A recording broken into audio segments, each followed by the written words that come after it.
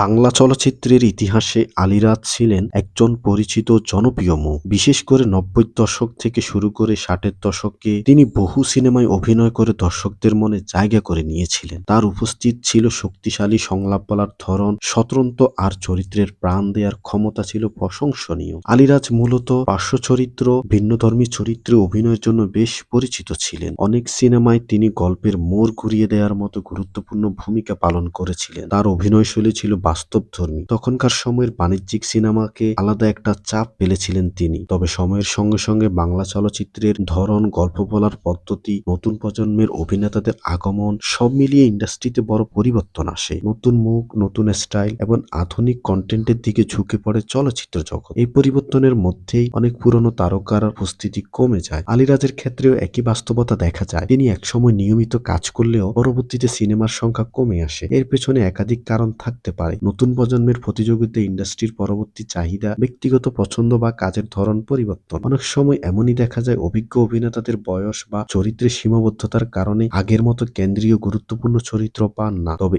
এর মানে এই নয় যে তারা অপ্রাসঙ্গিক হয়ে গেছে, বরং তাদের অবদান থেকে যায় চলচ্চিত্রের ইতিহাসের অংশ হিসাবে।